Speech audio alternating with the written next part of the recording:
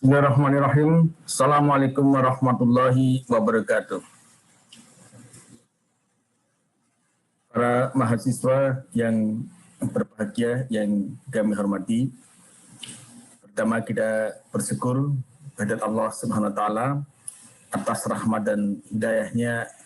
Pada kesempatan ini kembali kita bisa bertemu dalam perkuliahan statistik, baik statistik pendidikan ataupun statistik inferensia.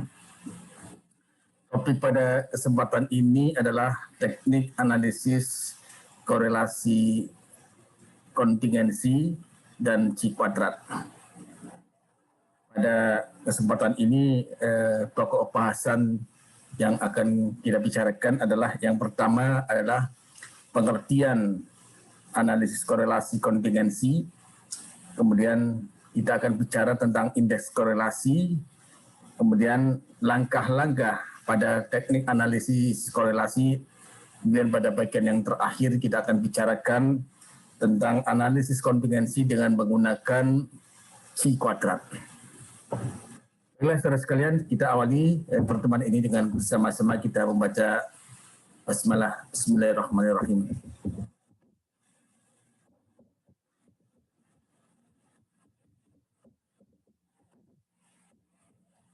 Saudara sekalian,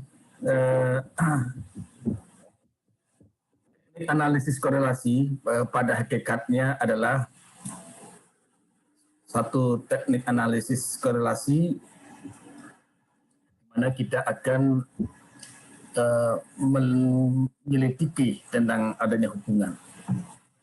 Pada teknik analisis korelasi kontingensi, sebagaimana pada korelasi P, ini adalah merupakan statistik non-parametrik, di mana pada teknik ini tidak dipersyaratkan tentang normalitas. Artinya bahwa data yang ada tidak dipersyaratkan harus berdistribusi normal. Jadi data adalah sebarang distribusi. Dan teknik ini, saudara sekalian, ini digunakan apabila data yang dikorelasikan merupakan data nominal dan bersifat kategorik secara tajam, atau juga merupakan data ordinal. Misalnya kalau kita akan bicara tentang pendidikan, ya, misalnya dalam pendidikan itu kita kategorikan ada 3. Ada pendidikan tinggi, pendidikan menengah, dan pendidikan dasar. Atau mungkin juga contoh yang lain adalah ketika kita bicara tentang pemahaman terhadap ajaran agama. Misalnya kita mengkategorikan ada 3, ada pemahaman berkategori baik, ada cukup, atau kurang. Nah, ini kita akan bisa melakukan analisis korelasinya. Kalau datanya itu terkategori seperti itu, kita akan menggunakan analisis korelasinya dengan korelasi kontingensi. Saudara sekalian, seperti yang sudah kita pelajari kemarin, ya, kita sudah belajar tentang korelasi P. Korelasi P pada hakikatnya merupakan bentuk khusus dari korelasi kontingensi, yaitu bila pengkategoriannya hanya 2. Ya. Jadi kemarin kita ketika kita bicara tentang teknik analisis korelasi P, maka pengkategoriannya itu hanya 2. Ya. Misalnya ketika kita bicara tentang jenis kelamin, ya, di situ ada jenis kelamin, ada 2, laki-laki, perempuan.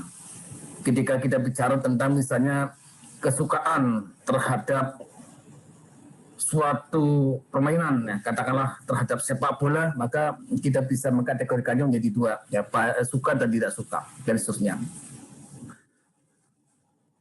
Dan saudara sekalian, ketika nanti kita bicara tentang korelasi kontingensi, ini nanti ternyata ada kaitannya dengan C kuadrat, ya. Yang mana C kuadrat itu akan kita bicarakan mendalam ketika kita bicara tentang komparasi, ya. Tapi dalam hal ini juga kita akan singgung, ya.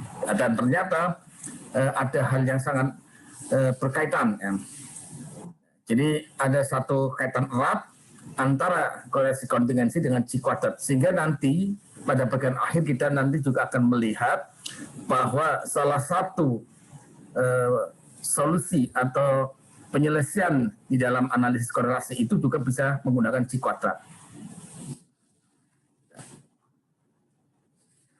Jadi saudara sekalian, untuk melakukan analisis data dengan teknik analisis korelasi, dengan teknik analisis korelasi kontingensi, maka langkah yang harus kita ambil adalah bahwa data itu harus diklasifikasikan ke dalam beberapa kelompok atau sel, atau partisi. Nah, masing-masing sel ini bisa kita beri nama, misalnya sel 1, sel 2, sel 3, dan seterusnya. Dan masing-masing sel itu katakanlah memuat jumlah tertentu, memuat data sejumlah tertentu. Misalnya nominalnya kita sebut saja misalnya A, B, C, D, dan seterusnya. Contoh misalnya kita lihat sebagai berikut.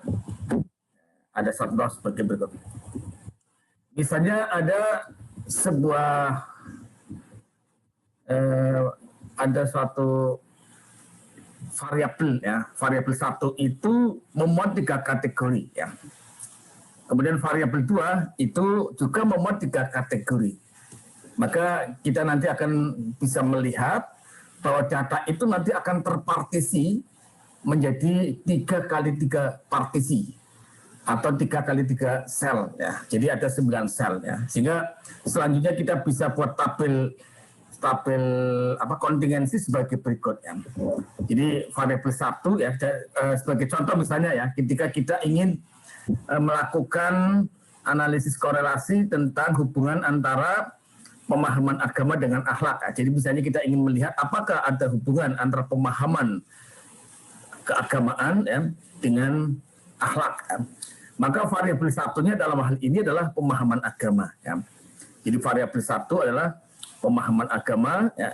Nah, pemahaman agama ini sebagai variabel 1, misalnya kita bagi menjadi 3 kategori.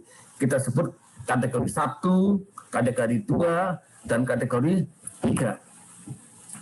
Kemudian variabel yang kedua variabel yang kedua itu misalnya di sini adalah akhlak karena kita tadi ingin mengkorelasikan antara pemahaman agama dengan akhlak. Jadi di sini variabel yang kedua adalah akhlak.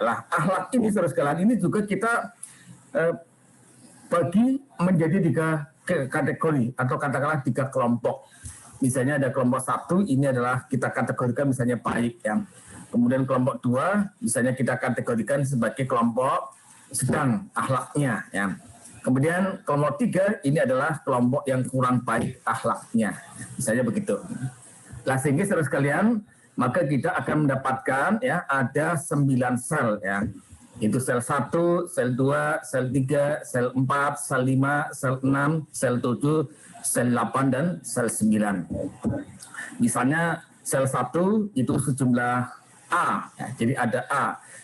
Artinya apa? Sel 1 itu adalah mereka yang menurut variabel 1 termasuk dalam kategori 1. Kemudian menurut variabel 2 termasuk dalam kelompok 1. Atau dengan kata lain adalah kalau ini adalah pemahaman agama dan kategorinya dulu seperti ini, maka kita bisa mengatakan bahwa sel 1 adalah mereka yang pemahaman agamanya baik dan akhlaknya juga baik. Nah, ini sel 1 yang jumlahnya di sini kita sebut saja A, ada sejumlah A. Kemudian sel 2 adalah mereka yang menurut variabel 1 termasuk kategori 2, kemudian menurut variabel 2 adalah kelompok 1. Ini sel 2 kita sebut, yang katakanlah sejumlah B. Jadi di sini berarti kalau dalam kasus tadi, ini berarti apa? Adalah mereka yang pemahaman agamanya itu adalah sedang, kemudian mempunyai akhlak yang baik. Jadi pemahaman agamanya sedang-sedang saja, tidak terlalu tinggi, tidak terlalu rendah, tetapi mereka mempunyai akhlak yang baik. Kemudian yang berikutnya sel 3 adalah kalau dilihat dari variabel 1 termasuk dalam kategori 2, kategori 3, yaitu kurang. Sedangkan menurut variabel 2 itu masih masuk dalam kategori atau kelompok 1 atau baik. Jadi di sini sel 3 itu adalah mereka yang pemahaman agamanya itu kurang, tetapi akhlaknya baik.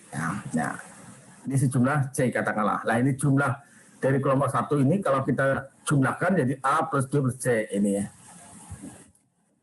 Oke, kemudian kalau sel 4 itu bagaimana? Sel 4 adalah mereka yang menurut variabel 1 itu masuk dalam kategori 1, kemudian menurut variabel 2 itu masuk dalam kelompok 2. Jadi di sini apa? Mereka yang pemahaman agamanya baik, sedangkan akhlaknya adalah sedang-sedang saja. Ya.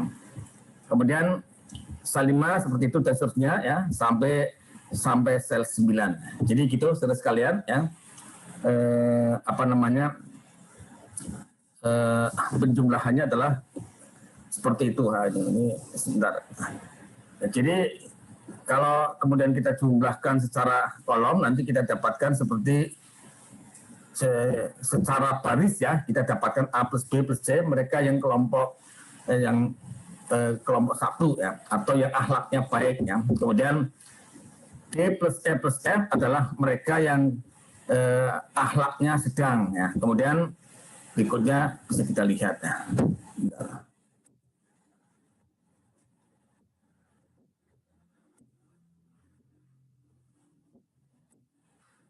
Oke. Kemudian untuk yang penjumlahan secara kolom bisa kita lihat juga di sini ya, adalah seperti itu ya. Jadi itulah saudara sekalian ya. Jadi secara kolom berarti A plus D plus G mereka yang kategori 1 dari sisi variabel 1, yaitu mereka yang pemahaman agamanya adalah baik. Kemudian B plus E plus H adalah mereka yang menurut variabel 1 adalah kategori 2, yaitu yang pemahaman agamanya sedang. Nah, kemudian jumlah semuanya ini saudara sekalian ya, yaitu A plus B plus C plus D plus E plus F plus G plus H ya, plus I, itu adalah mereka yang jumlah semuanya ya. Jadi jumlah semuanya adalah seperti itu.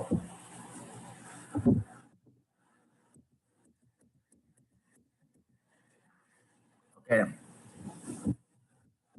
Jadi itu tentang bagaimana kita membuat partisi ya, itu adalah seperti itu. Contoh ya, contoh konkret ya.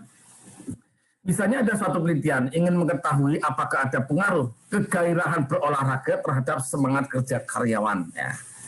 Ya, misalnya Anda sebagai HRD ya, sebagai Human Resources ya, itu kemudian melakukan suatu penelitian ya, Anda mendapatkan suatu kondisi ya, yang tentang fenomena yang ada, kemudian Anda ingin melihat ya, apakah ada pengaruh kegairahan berolahraga ya, jadi semangat berolahraga ya terhadap semangat kerja ya.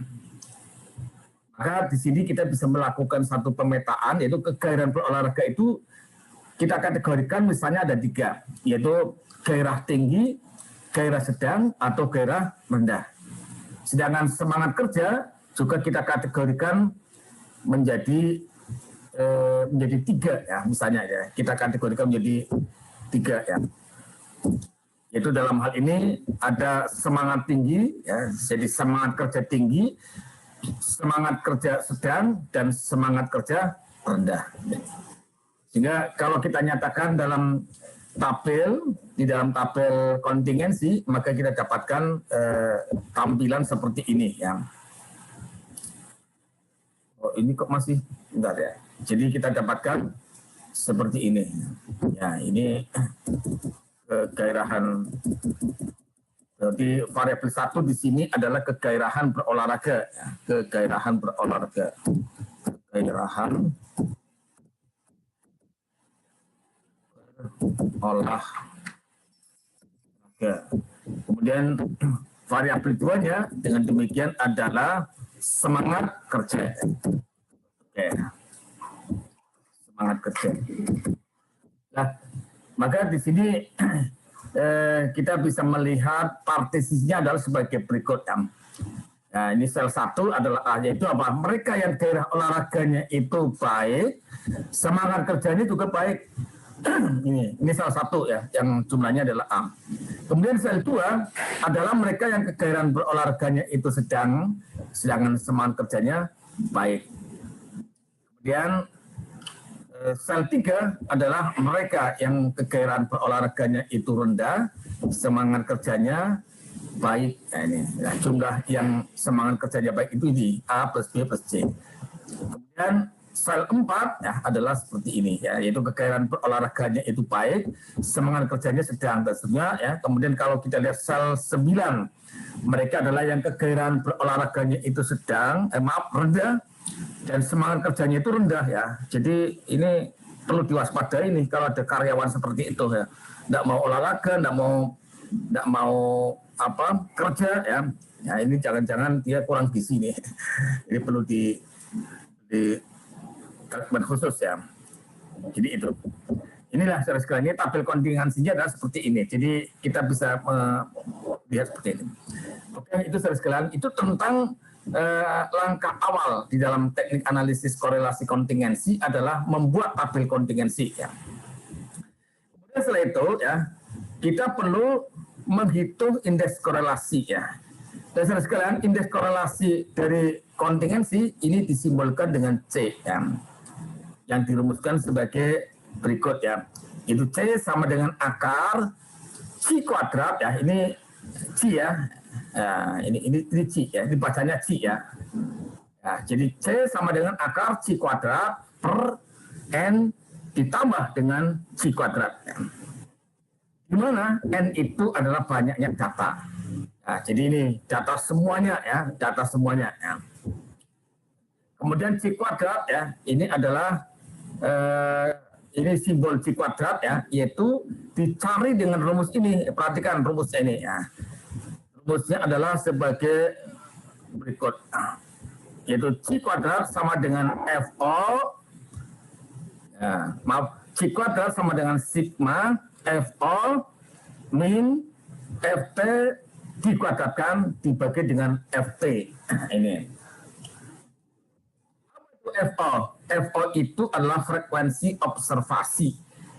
Apa itu? Yaitu isi dari sel itu. Ya, dalam hal ini kalau di dalam tabel kontingensi, FO itu adalah A, B, C, D, F, G, H, sampai I. Ya.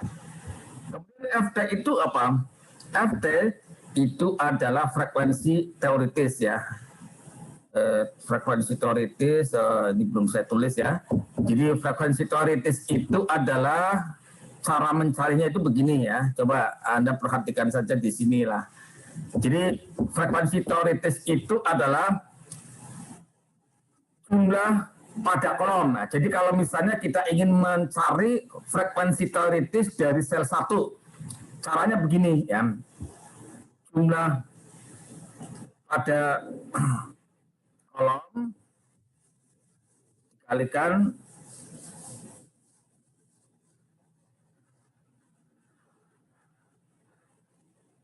jumlah pada baris ya dibagi N. Nah, dan nanti akan kita lihat ya contohnya sebagai berikut. Itu adalah frekuensi teoritis ya.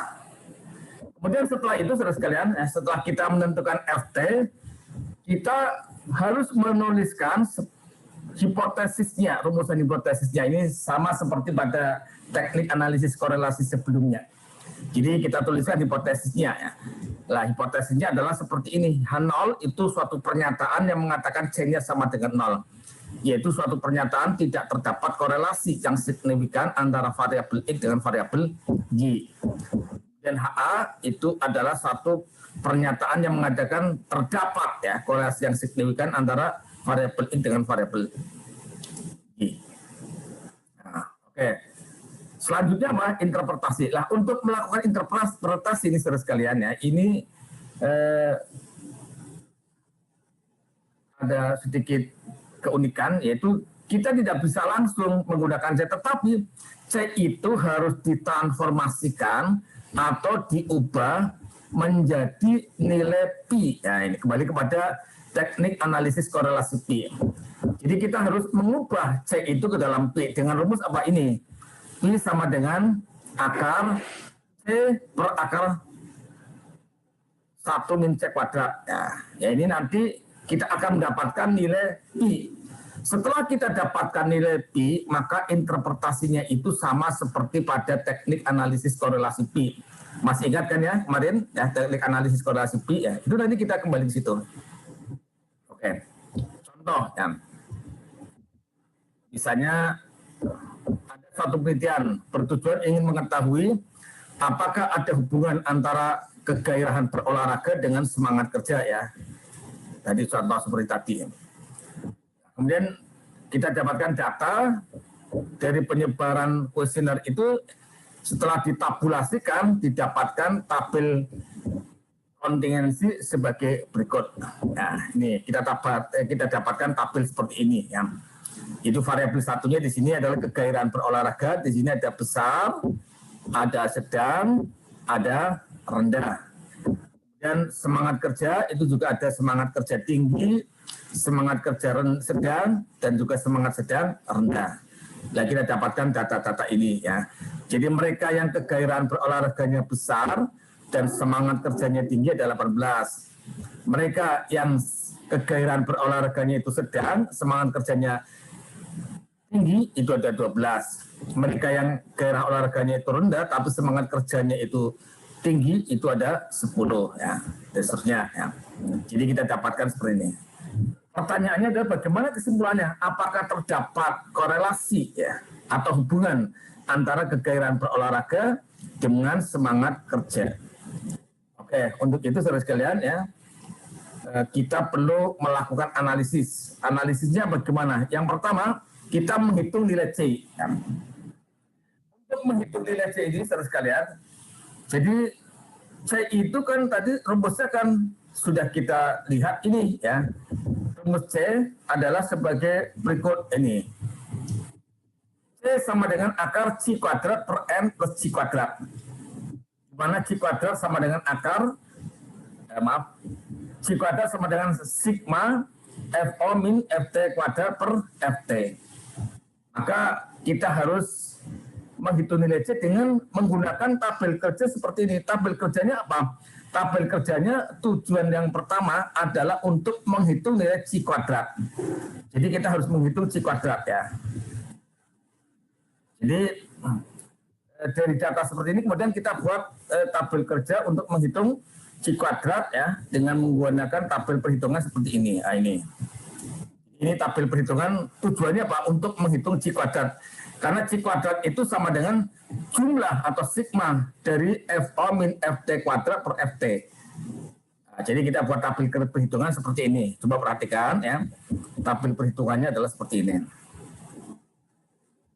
Nah, jadi kita buat tabel yang terdiri dari kolomnya adalah sebagai berikut. Kolom yang pertama adalah kolom sel. Ya. Kita tulis ya, selnya itu 1 ya sampai jumlah sel yaitu 9. Kemudian yang paling bawah itu jumlah. Kemudian apa? FO. FO adalah frekuensi observasi, yaitu isi sel. Dalam hal ini adalah nilai A, B, C, dan seterusnya sampai I. Ya ini. Kemudian ini FT. Jadi FT itu rumusnya adalah ini. Jumlah pada kolom dikalikan jumlah pada baris dibagi dengan N. Oke, coba kita lihat ya. Cara menentukan FT untuk sel 1 itu bagaimana ya. Kita lihat pada tabelnya itu seperti ini ya. Untuk sel 1, jumlah pada kolom itu mana? Ini perhatikan ya. Jumlah pada kolom itu ini ya. Jadi yang namanya jumlah pada kolom itu adalah yang ke bawah ya. Ini jumlah pada kolom. Berarti di sini berapa? Ya, untuk sel A kan ini kan ya. Nah, jumlah pada kolom berarti mana? Ini ya 62. Kemudian jumlah pada baris mana? Ini ya, ini baris ya. Jadi berangkat dari sini ditarik ya ke samping ya, ini ketemu ini. Ini adalah jumlah pada baris. Dibagi dengan jumlah semuanya atau N. N-nya mana? Ini ya. Jadi dengan demikian maka kalau kita masukkan di dalam tabel ini adalah sebagai berikut ya. Jumlah pada kolom tadi 62 dikalikan jumlah pada baris itu 40 dibagi N. N-nya berapa? 200. Jadi 62 kali 40 dibagi 200 sama dengan 12,4.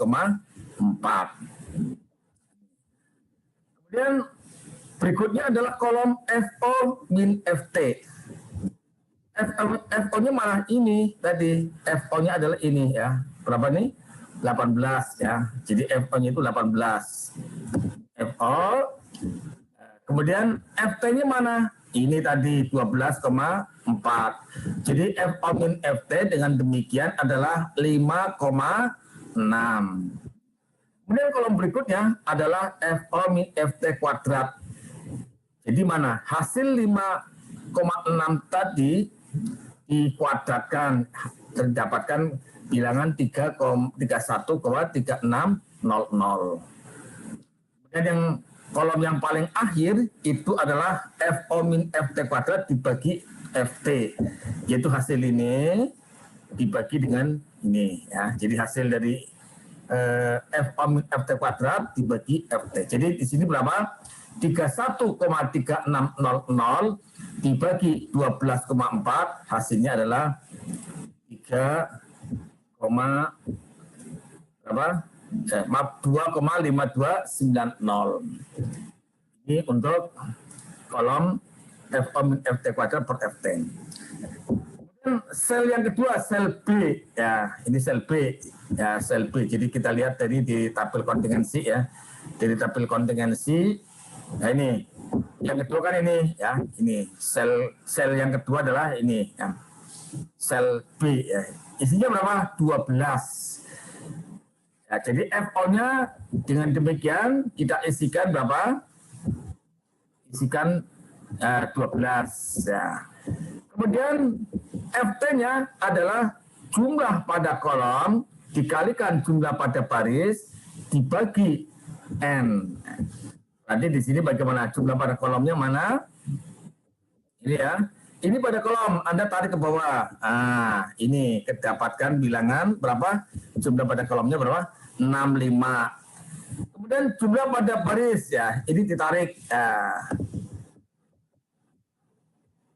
Ditarik ini ya. Nah, ketemu bilangan berapa? 40. Jadi kita ketemu bilangan 40. Oke. Jadi dengan demikian maka FT itu adalah berapa? 65 kali 40 dibagi 200. Jadi 65 dikalikan 40 dibagi 200 ketemu 13,00. Kemudian FO min FT gimana? FO-nya 12 ya. FT-nya 13. Berarti 12 dikurangi 13 sama dengan min 1 ya. Kemudian FO min FT kuadrat bagaimana? Ya, ini dikuadratkan, min 1 dikuadratkan berapa? 1 ya. Kemudian FO min FT kuadrat dibagi FT. Berarti di sini berapa? 1 dibagi 13,00 ketemu bilangan 0,770 ya. Kemudian sel yang ketiga ya, sel yang ketiga kita lihat lagi ya pada tabel kontingensi tadi ya. Sel yang ketiga berarti C ya. Ini sel 3 ini ada. Sel 3 adalah berapa? 10. Berarti kita isikan pada FO itu 10. FT-nya bagaimana? FT itu adalah tadi jumlah pada kolom dikalikan jumlah pada baris dibagi N. Berarti di sini ya, kita lihat pada kolom ya, tarik ke bawah. Nah, berapa itu bilangan berapa? Yang paling bawah 73 ya. Kemudian pada baris ya, berapa ini bilangannya? 40. Jadi 73 kali 40 dibagi N. N-nya berapa? 200. Jadi kita dapatkan ya 73 kali 40 dibagi 200 sama dengan 14,00. Ya, kemudian FO min FT, FO-nya berapa? 10 dikurangi FT-nya berapa? 14,6. Ketemu berapa? Min 4,60.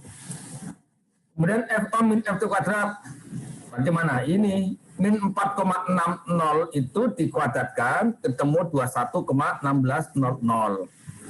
Dan FO min FT kuadrat dibagi FT. Berarti mana? Ini 21,16 dibagi 14,6. Ketemu berapa? 1,449. Oke. Sampai di sini jelas ya? Oke. Kemudian sel 4. Nah, sel 4 kita lihat ya pada tabel kontingensi tadi ya. Pada tabel kontingensi sel 4 ya ini 34.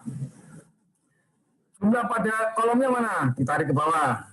Ketemu 62. Jumlah pada barisnya mana? Ditarik. Ketemu berapa? 110. N-nya berapa? 200. Sehingga kita masukkan ya ke sini ya. 62 kali 110 dibagi 200 sama dengan 34,10. Kemudian FO min FT-nya mana? FO-nya 34, FT-nya 34,10.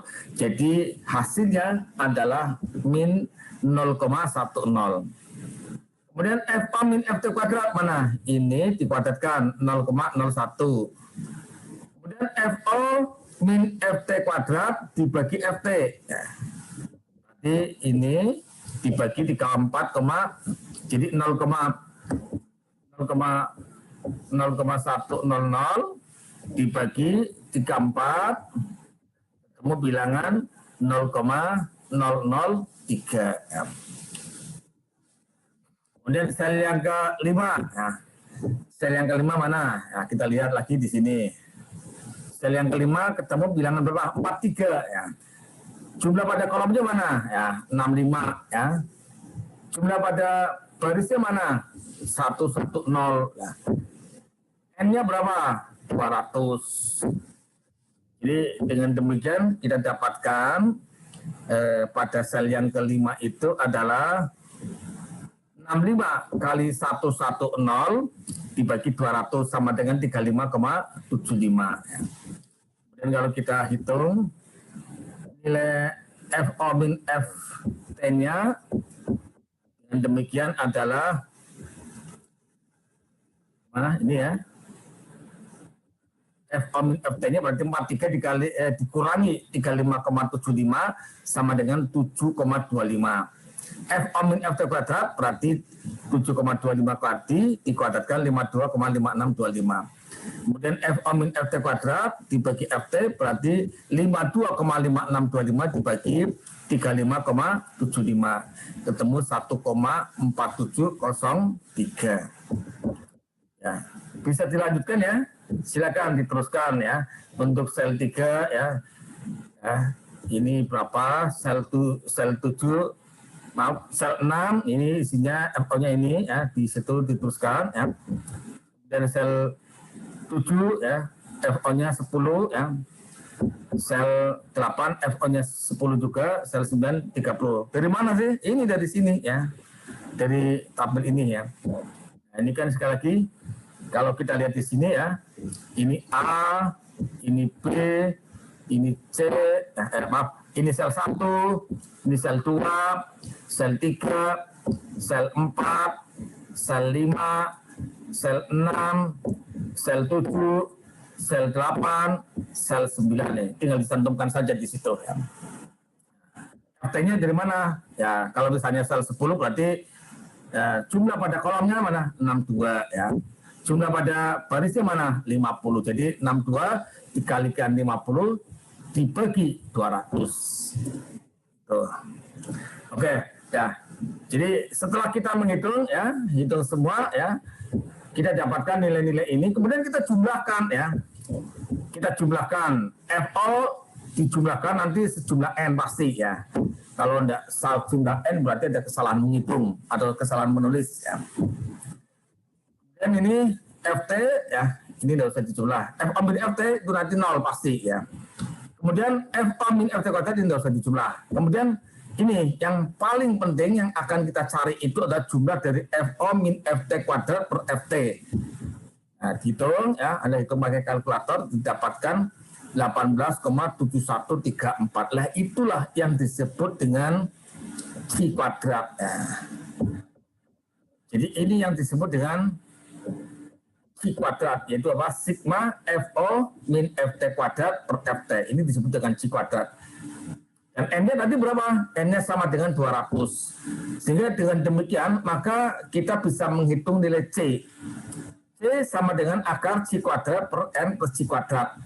Jadi sama dengan akar 18,7134 per 200 ditambah 18,7134. Ya.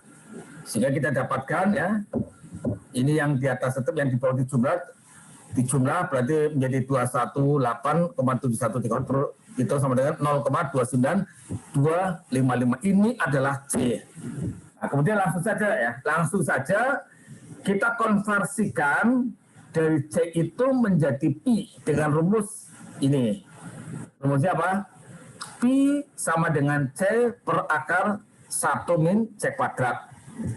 Jadi sama dengan 0,29255 akar 1 min 0,29255. Nah, ini.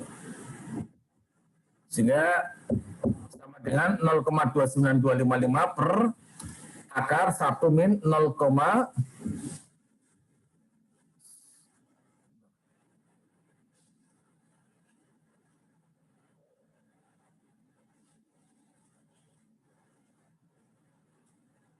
ini tadi dikuadratkan ya, 0,29255 kuadrat ya, 0,29255 dikuadratkan, hasilnya 0,0855. Jadi dengan demikian ya, Pi sama dengan 0,29255 per akar 1 min 0,085580. Ya.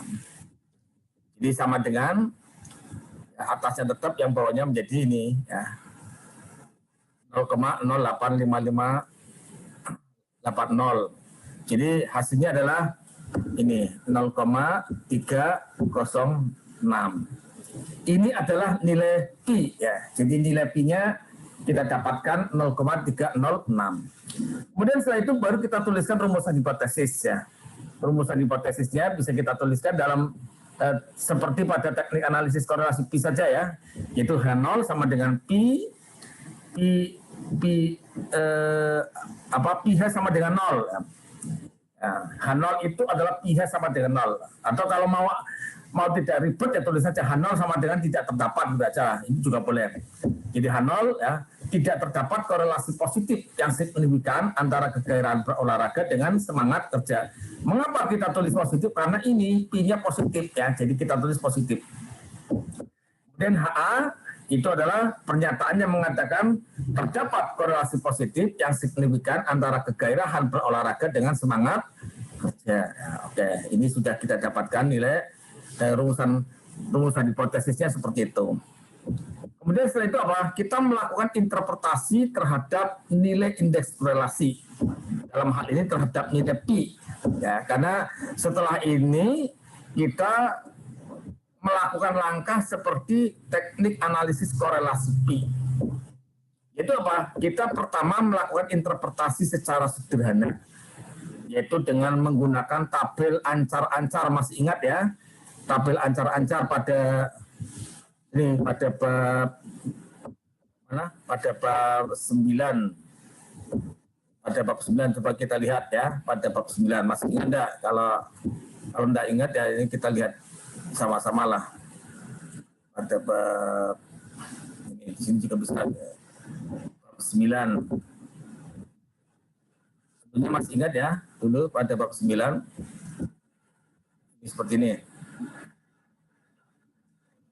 Pada bab 9 itu kan sudah ada tabel ancar-ancar kan ya. Nah, ini seperti ini. Nah, ini tabel ancar-ancar, tapi bukan ancar-ancar besar ya.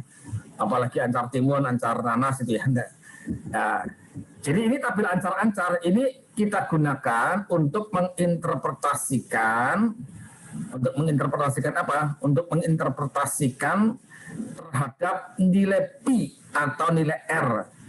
Jadi Anda harus ingat ya, tabel pada teknik analisis korelasi C atau kontingensi, nilai C itu kita konversi menjadi pi ya, dengan rumus tadi. Selanjutnya Anda menggunakan langkah seperti korelasi pi. Tapi nilai pi itu sendiri dalam analisisnya atau dalam interpretasinya itu bisa kita anggap sama seperti R produk momen. Sehingga kita nanti konsultasinya atau patokan yang kita gunakan adalah seperti pada teknik analisis korelasi R atau produk momen.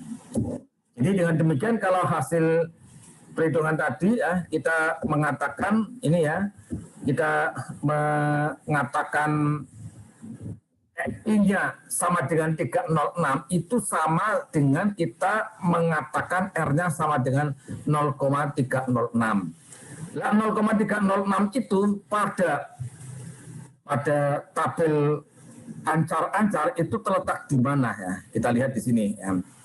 Jadi pada ancar-ancar ya, ancar-ancar pisang itu 0,306 itu ternyata di sini ya, antara 0,21 sampai 0,4 yang artinya apa? Antara variabel X dan Y terdapat korelasi yang lemah. Nah, ini artinya apa, saudara sekalian?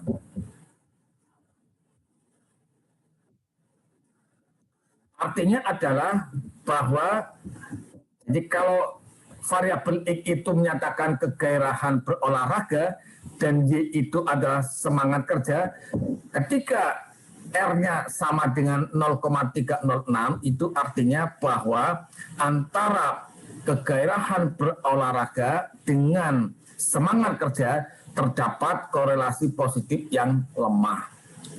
Artinya ada korelasi, tetapi tidak begitu besar. Ya. Jadi dengan demikian kita bisa mengatakan penafsiran secara sederhananya adalah antara kegairahan berolahraga dengan semangat kerja terdapat korelasi positif yang lemah. Ya. Ini interpretasi secara sederhana. Sekarang bagaimana interpretasi secara cermat? Nah, interpretasi secara cermat itu adalah dengan menggunakan uji hipotesis dengan cara membandingkan nilai pi hasil perhitungan atau nilai pH atau kita sebut dengan demikian juga RH dengan nilai R pada tabel atau kita sebut dengan RT. Jadi kita dengan demikian perlu mencari nilai RT, nilai R tabel ya. Dengan cara apa? Kita lihat N-nya sama dengan 200 ya. Kita lihat saja pada tabel produk momen ya, tabel produk momen untuk R sama dengan untuk N sama dengan 200 itu bagaimana ya? Ya ini tabel produk momen, kita lihat ini ya tabel 3 ini. Ketika N-nya sama dengan 200, kita cari N sama dengan 200 itu mana? Jadi di sini nggak usah pakai DB ya, karena tabelnya itu menggunakan N, jadi langsung saja kita lihat N. Ya.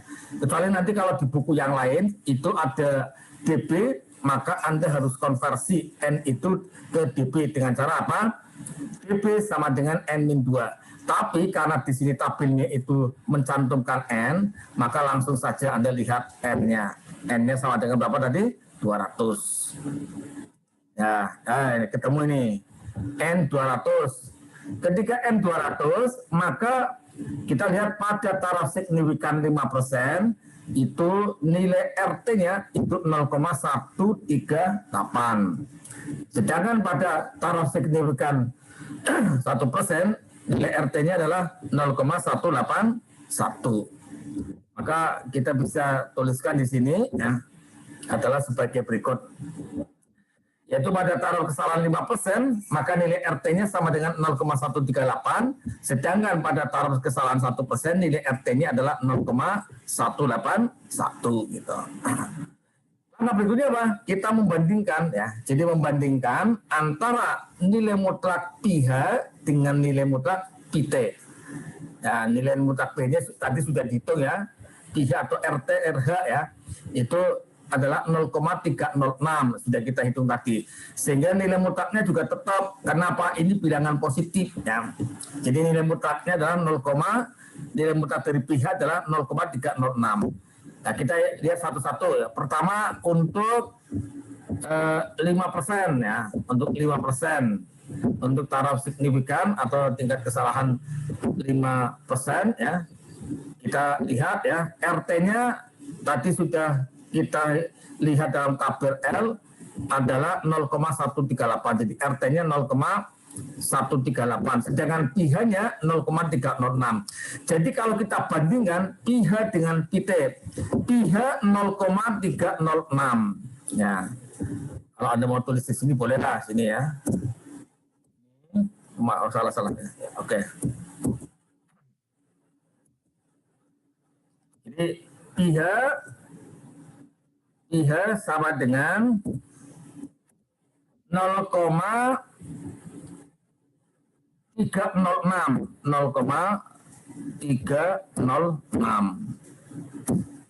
Kemudian PT sama dengan 0,138. Nah, jadi dengan demikian kita lihat bagaimana ya. 0,306 yaitu dalam hal ini pH dengan 0,138 itu besar mana? Ya jelas besar pH kan ya. Jadi besar pH ya. Maka dengan demikian tandanya adalah lebih dari ya. Jadi tandanya adalah lebih dari. Jadi tandanya adalah lebih dari. Jadi dengan demikian kita bisa menuliskan ya bahwa pH lebih dari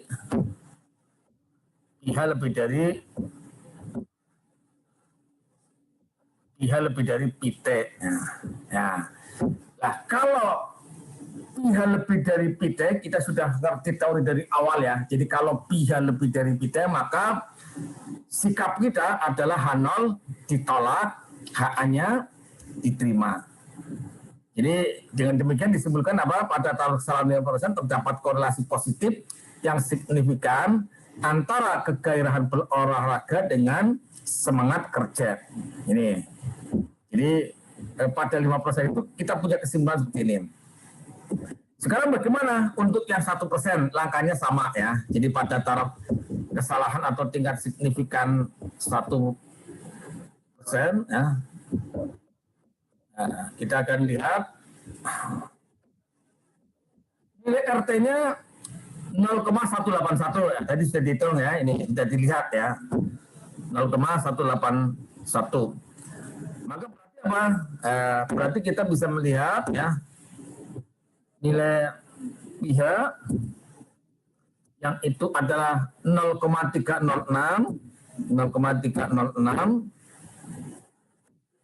dan nilai PT adalah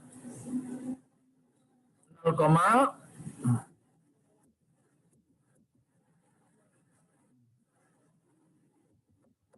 berapa?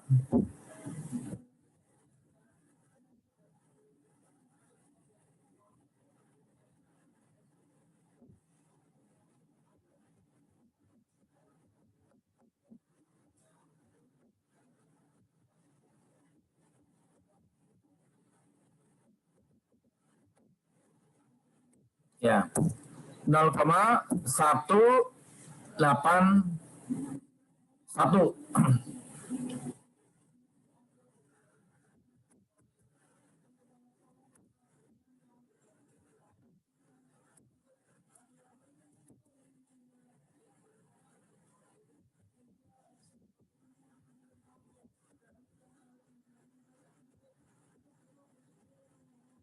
Ya, berarti di sini gimana ya? pH lebih dari ya pH-nya 0,306, PT-nya 0,181, maka pH lebih dari PT. Jadi dengan demikian apa? H0 ditolak, H-nya diterima. Jadi dengan demikian ya pada taraf kesalahan 1% terdapat korelasi positif yang signifikan antara kegairahan berolahraga dengan semangat kerja. Jadi sama seperti pada yang 5%. Jadi dengan demikian baik pada TS 5% ataupun 1% disimpulkan terdapat korelasi positif yang signifikan antara kegairahan berolahraga dengan semangat kerja. Oke, jelas ya seperti itu. Sekarang saya akan lanjutkan dengan interpretasi dengan menggunakan G kuadrat. Interpretasi pada korelasi ini ternyata saudara sekalian itu bisa menggunakan C kuadrat. Nah, nilai C kuadrat hasil perhitungan ini ya kita bandingkan dengan C kuadrat T.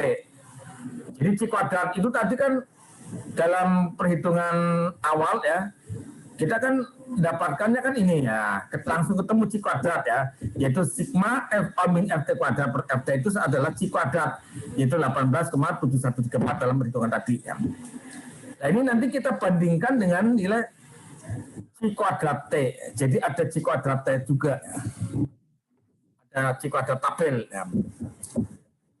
Nah, nilai C kuadrat ini didapat dengan melihat tabel C kuadrat ya. Jadi ada tabel C kuadrat ya. Nanti kita bisa lihat ya tabel C kuadrat ini. Tabel C kuadrat ya. Coba ya, ini kalau ini tadi tabel produk momen ya. Berikutnya ada tabel C kuadrat. Ini tabel C kuadrat itu seperti ini ya.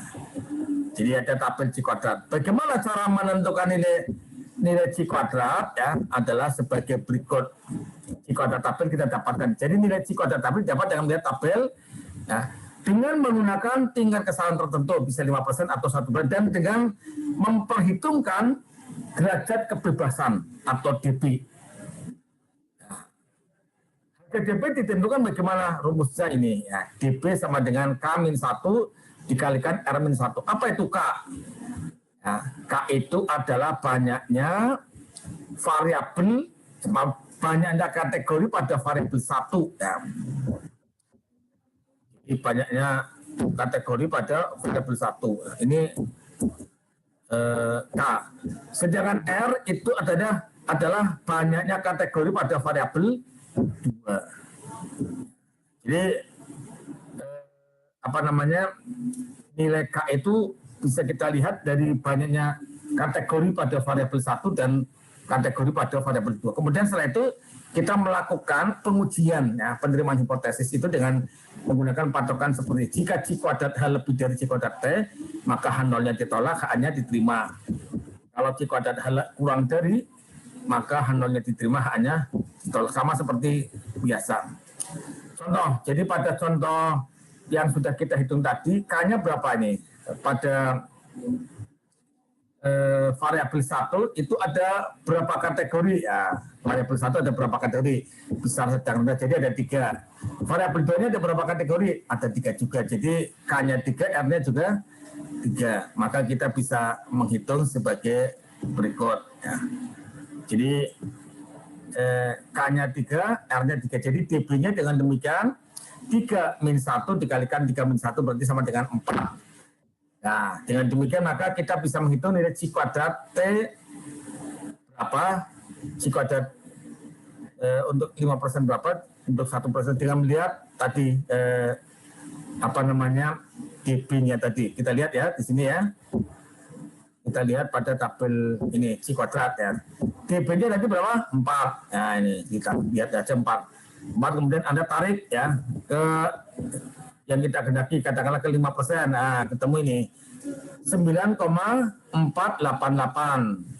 Kemudian yang 1% berapa? 13,277. Jadi langsung saja Anda tampilkan di sini ya.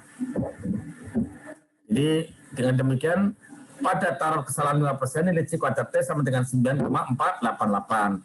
Sedangkan yang 1% 13,277. Sedangkan C kuadrat H tadi sudah dihitung ya, sejak awal ya, sejak awal semula ya. Sejak awal mula itu sudah kita hitung ya di ini ya. 18,7134. Jadi dengan demikian maka kita melihat seperti ini ya, C kuadrat hanya 18,71. Berarti baik pada taruh kesalahan 5% itu semuanya itu C kuadrat H lebih dari C kuadrat T. Maka apa? H0-nya ditolak, H-nya diterima. Jadi baik pada taruh kesalahan 5% 1% disimpulkan dapat korelasi positif yang signifikan antara kegairahan olahraga dengan semangat kerja. Oke. Jadi ada hubungannya antara gairah olahraga dengan semangat kerja. Maka Anda kalau sebagai manajer ya, ini bisa merekomendasikan banyak-banyaklah diberi kegiatan olahraga ya, biar semangat kerjanya itu meningkat. Oke, saya kira itu saudara sekalian ya pembicaraan kita pada kesempatan ini ya. Untuk selanjutnya ini sebagai latihan saja ya, ini tidak usah dikumpulkan ya. Anda latihan saja ya. Nanti kalau ada kesulitan sampaikan saja lewat WA atau lewat grup aja lah ya, biar didiskusikan dengan teman-teman ya. Ya, jadi Anda silakan coba ya. Soal pada bab 3 ini ada satu soal dulu aja lah ya. Anda hitung coba ya, ada apa Anda selesaikan ya soal seperti ini ya, kira-kira bagaimana penjelasan. Jadi di sini ada satu penelitian ya, ingin mengetahui apakah ada hubungan yang signifikan antara profesi seseorang dengan jenis olahraga yang digemari. Di sini ada 4 kategori profesi ya. Jadi profesi dibedakan ada 4, yaitu dokter, pengacara, dosen, dan pengusaha. Kemudian olahraga juga dikategorikan menjadi 4, yaitu golf, tenis, bulu tangkis, dan sepak bola. Ada sampelnya 282. Kemudian yang profesi dokter ada 58, ya, pengacara 75, kemudian dosen 68, dan pengusaha ada berapa ini? Ada 81. Nah, berdasarkan informasi ini atau berdasarkan data ini ya,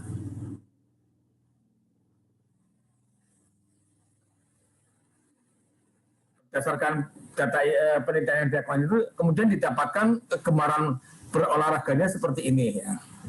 Jadi dokter yang gemar golf ada 17, dokter yang gemar tenis ada 27, yang gemar bulu tangkis ada 12, yang gemar sepak bola ada 6, dan seterusnya ya, didapatkan tabel kontingensi seperti ini.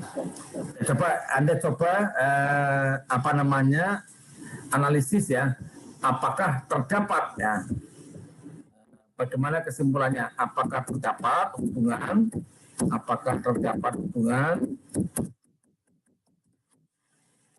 antara kegemaran ya antara profesi ya, antara profesi dengan apakah terdapat hubungan antara profesi dengan olahraga yang digemari, dengan olahraga yang digemari ya. Ya, silakan ya, Anda coba ya. Jadi silakan Anda coba saja ya. Ini tidak usah dikumpulkan, tapi sekedar latihan. Nanti kalau ada kesulitan ya, bisa disampaikan lewat grup ataupun lewat Japri. Saya kira itu teman-teman mahasiswa yang sangat kami hormati, yang sangat kami banggakan ya. Terima kasih atas kesediaan Anda untuk menyimak dan untuk belajar ya. Tetap semangat ya, tetap semangat untuk belajar ya, dan tetap optimis ya bahwa masa depan ada di depan dan di tangan Anda ya. Insyaallah dengan kesungguhan, dengan belajar yang sungguh-sungguh, Anda nanti akan mendapatkan meraih cita-cita yang diinginkan. Manjada wajada ya, siapa yang bersungguh-sungguh pasti nanti akan mendapat. Saya kira itu, mohon maaf atas segala kekurangannya. Billahi taufiq wal hidayah. Assalamualaikum warahmatullahi wabarakatuh.